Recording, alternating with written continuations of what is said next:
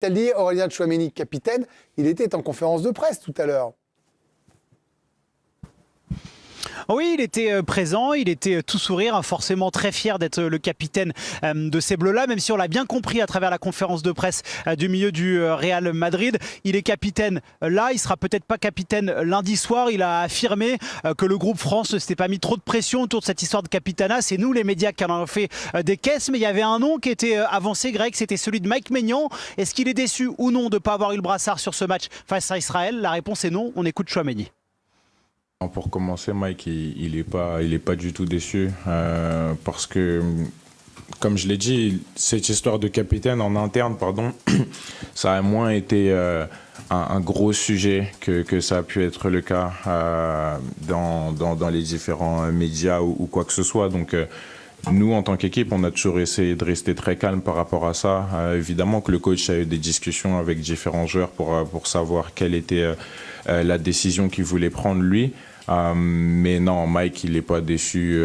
Et après, aussi, il faut savoir, c'est que ça reste quand même temporaire. On sait très bien qui est le capitaine de notre sélection. Aujourd'hui, ça va être un nouveau capitaine pour les 2 prochains matchs. Pour un match, ensuite, on verra pour le prochain. Mais pas de problème par rapport à ça.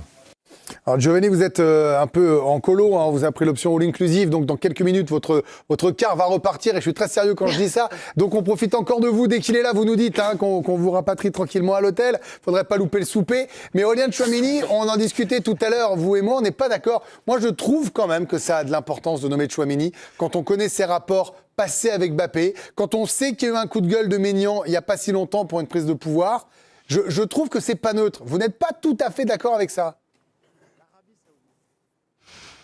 Non mais c'est pas neutre dans le sens, Greg, là où je vous rejoins, c'est que c'est une personnalité qui s'affirme. Maintenant, je pense que, et vraiment ça a été le discours du staff, ça a été le discours du sélectionneur, ça a été aussi été le discours de certains joueurs.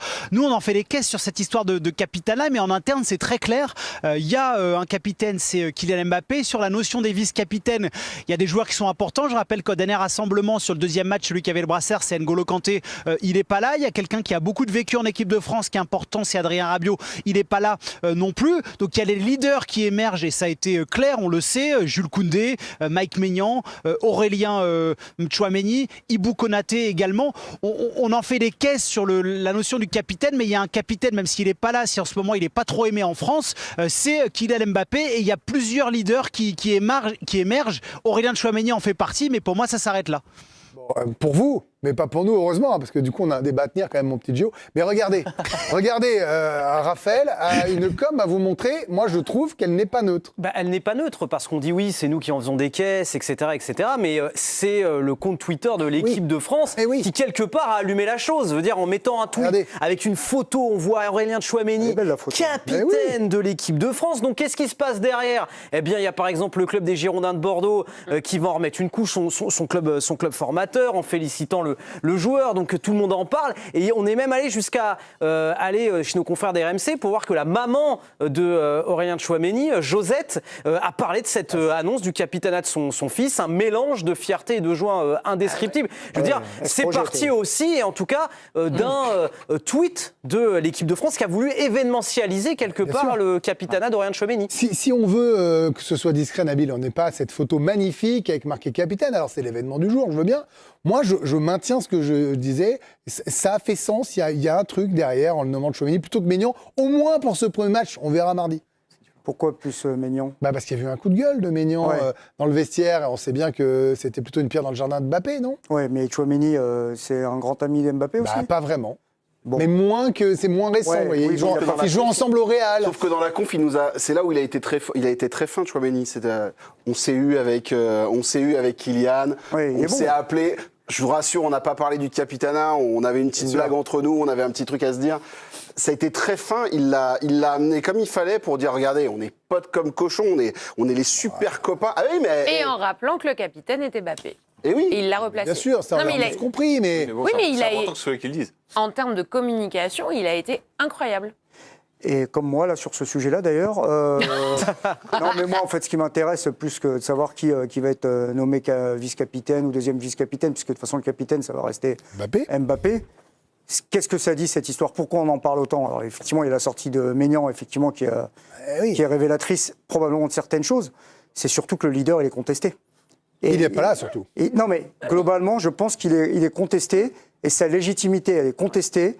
Et le départ, en termes de timing, de Griezmann, qui est lié aussi en partie à cette histoire de Capitana, eh ben, ça jette encore un peu plus l'opprobre sur Mbappé, qui traverse une séquence en termes de com difficile avec le maillot national, mais aussi une séquence difficile sportivement parce qu'il est arrivé dans un nouveau club où il faut qu'il arrive à se faire sa place au Real. Bon, il tire des pénaltys pour l'instant, et Vinicius, il en a lâché un ou deux.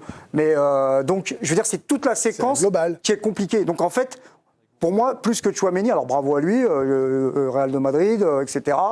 Et c'est quelqu'un qui communique très bien et tout. Moi, ce qui m'intéresse, c'est surtout, est-ce que vraiment Mbappé, il incarne l'équipe de France ou pas? Giovanni voulait réagir au propos de Nabil. Non mais je suis par rapport à ce que dit Nabil, la séquence d'Mbappé, elle est pas bonne. Et ce qui est de plus révélateur, honnêtement, c'est les sifflets à Lille où dès qu'il a touché le ballon, il a été conspué. Moi, sur un club qui est aussi populaire en France comme le Real, de voir le capitaine des Bleus siffler comme ça, ça dit des choses sur l'image actuelle de Mbappé en France. Maintenant, sur la partie du vestiaire, qu'il y ait des moments de crispation autour de la personnalité de Kylian Mbappé, c'est déjà arrivé avant l'Euro 2021. C'est un sujet qui est parfois évoqué, mais les joueurs ne sont pas totalement amnésiques, et que ça soit dans le bon comme dans le mauvais, on a tous tendance à être extrêmement négatif autour de Kylian Mbappé ou extrêmement positif. Mais voilà, la séquence elle est pas bonne. Il y a parfois des choses qui peuvent agacer, mais tous sont là aussi pour dire que Mbappé est parfois un bon capitaine parce qu'il est capable de porter des combats, parce que aussi il est tellement clivant qu'il attire toute l'attention et ça en retire sur certains. Il n'y a pas que des défauts autour du leadership de Kylian Mbappé, notamment quand il est en forme sur le plan physique et dans les performances, parce qu'il porte cette équipe de France également. Nabil, vous voulez poser une question rapidement? Ouais, parce que pour moi, un leader, quand ça va pas, les autres sont quand même derrière lui. Et ils sont derrière lui parce qu'ils estiment qu'il est généreux et qu'ils l'aiment. Donc je voulais savoir, est-ce qu'il est aimé par le vestiaire?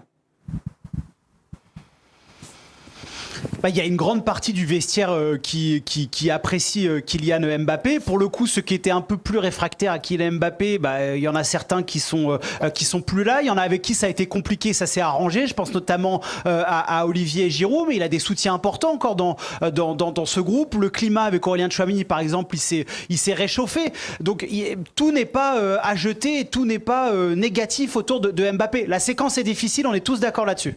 Un mot sur Aurélien Tchouaméni également autour de la table, on va tous en parler tranquillement. Moi, je trouve quand même que c'est devenu, pardon pour l'expression, mais dans le foot d'aujourd'hui, ça peut se dire, le gars sûr de Deschamps. C'est-à-dire qu'il sort Griezmann de l'Euro pour remettre Tchouaméni dans son 11, c'est vrai. À tout prix, alors que Tchouaméni revient de blessure et qu'il a fait une prépa d'Euro moins importante. Il lui a fait une place importante, Émilie. C'est vraiment quelqu'un qui compte énormément pour Didier Deschamps. Oui, et je pense qu'il l'a prouvé dans cette conférence de presse, toutes les caractéristiques. Il a la tête bien faite, il connaît les enjeux, que ce soit les siens, ceux des Bleus, ceux du coach.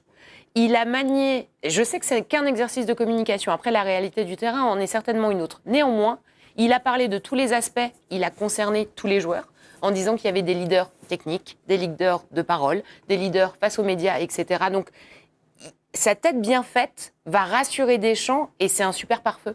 Parce qu'en fait, si vous comparez les deux conférences de presse, à la rigueur, j'ai trouvé celle de Tchouaméni plus intéressante avec un peu plus de matière que celle de Deschamps. Ah bon? Donc, c'est étonnant.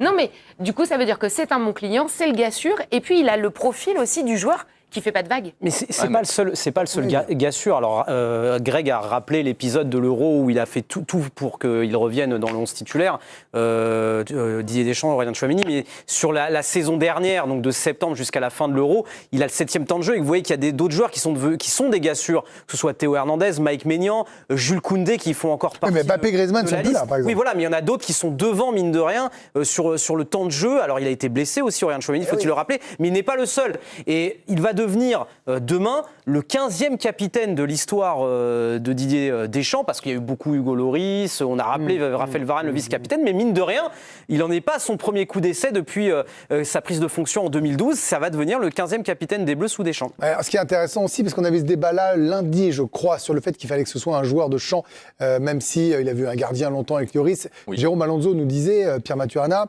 maintenant où on doit contenir les joueurs, il ne peut plus y avoir d'attroupement, sinon c'est l'accumulation de cartons, je préfère que ce soit un joueur de champ.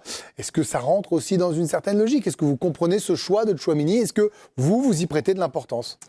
J'y prête pas une énorme importance parce qu'effectivement, il y a un capitaine, c'est Mbappé, et quand il va revenir, il sera capitaine. Et c'est pour ça que je vois pas en quoi c'est un choix qui montre que Mbappé serait contesté ou quoi. Il y a un choix si évidemment, quand il revient, on dit tiens, finalement, Tchouaméni, c'est pas mal. Non, mais personne ne remet en cause le capitaine à futur. On dit que juste là, c'était un enjeu. Moi, il fallait choisir quelqu'un. Effectivement, on essaye un peu d'extrapoler le choix du profil qui a été pris. Par exemple, Tchouaméni plutôt que Maignan, donc pourquoi pas l'histoire du gardien, ça peut s'entendre. Mais par exemple, Tchouaméni plutôt que Saliba. Moi, je pense. Saliba, il n'a pas le passé d'un Koundé. Koundé était plus légitime. Bah, franchement, c'était le débat qu'on avait tous. Et dans le fait surtout. Tchouaméni, j'entends ce qu'on dit à l'extérieur, il est diplomate, il parle bien, il a la tête posée, etc. Mais est-ce qu'on est sûr dans le jeu, c'est un pilier indéboulonnable de Mais n'oublie pas aussi que tu es dans une période de reconquête des Bleus par rapport aux supporters. Il y a un désamour. Mais moi, franchement, j'ai été stupéfait parce que vous posez la question, est-ce qu'on est sûr? Je me permets de répondre. Je reviens sur l'épisode de l'Euro, j'étais sur les fesses de voir qu'il poussait Griezmann dehors pour mettre Tchouaméni, alors qu'il revenait de blessure. Voilà, je me dis, mais pourquoi? C'est un domaine... je trouve que Tchouaméni est un peu décevant dans ce qu'il produit sportivement, que ce soit au Real ou avec les Bleus, par rapport à son potentiel, etc. Et je me dis, c'est quand même un domaine au milieu de terrain où il y a quand même quelques cartouches pour Deschamps, et je suis pas sûr qu'aujourd'hui, Tchouaméni soit un choix... indispensable, incontournable de l'équipe de France. Je veux dire, en termes de niveau de jeu, il y a des joueurs qui, un jour de performance, pourraient dire bah, je peux le titiller. Un joueur comme Saliba, aujourd'hui, pour le déloger, il faut y aller. L'Euro qu'il a fait, ce qu'il fait Arsenal, etc. Mais moi, Saliba, ok, je rebondis, vous me dites, je suis pas sûr pour Tchouaméni. Bruno, moi je suis pas sûr pour Saliba. C'est tout pas Mécano Konaté qui tenait la Coupe du Monde. Moi je suis désolé, depuis son Euro, Saliba, depuis il a 15 sélections. Depuis l'Euro, Saliba, il a planté sa quechua, il y est pour 10 ans. N'hésitez pas à faire des pubs. Hein, ouais, je sais pas, t'as pas d'autre temps. Bah non, là j'en ai pas d'autre. Je veux dire Sport 2000 et Intersport, comme ça Décathlon, ils seront contents. Voilà, non, mais c'est ce que je veux dire par là, c'est qu'en tout cas ils ont planté, il s'est installé et effectivement il a ce côté un peu sage. Que Tchouaméni n'a pas tout le temps. Moi, je trouve qu'on vient nous dire que c'est un bon garçon, c'est un faux sage. Mais et quand il faut faire passer les messages, il est capable de le faire. Je suis pas sûr au niveau de la com qu'il soit aussi Deschamps compatible, parce que quand il faut mettre une cartouche, il la mettra, et je suis pas sûr que ça plaise forcément à Didier Deschamps. Après, derrière, sur le capitanat, moi, on en a parlé tout à l'heure hors antenne. Moi, j'étais vraiment effectivement sur tous les profils, c'était Saliba qui me plaisait le plus sur ce côté un peu vieux sage. Après, derrière, un gardien de but, on a vu ce que ça donnait. Voilà. Enfin, mais en tout cas, je trouve qu'après l'épisode coup de gueule de Maignan, c'est pas complètement neutre de ne pas l'avoir donné au premier match, quand bien même il l'aurait au deuxième match. Vous voyez ce que je veux dire? On en reparlera tout à l'heure, parce qu'on va parler de la nouvelle ère, est-ce qu'elle est excitante ou effrayante? Et entre-temps, on va jouer là maintenant, et derrière, il y aura le pourquoi d'Adrien Kourouble, pourquoi l'Arabie Saoudite devient l'épicentre mondial du sport. Mais nous, on a parlé... Mais vous avez tranché, Raphaël. Exactement, alors qu'on a posé la question aujourd'hui sur le compte X, on a fait un petit sondage. Tchouaméni, capitaine des Bleus, comprenez-vous ce choix? Eh bien non, à 65%. Vous ne comprenez pas ce choix. Et je vous rappelle hier le sondage dans l'équipe où on demandait qui était le capitaine idéal. C'était Mike Maignan qui avait été plébiscité, c'est pas facile à dire, à plus de 70%. Voilà, on va continuer d'en parler tout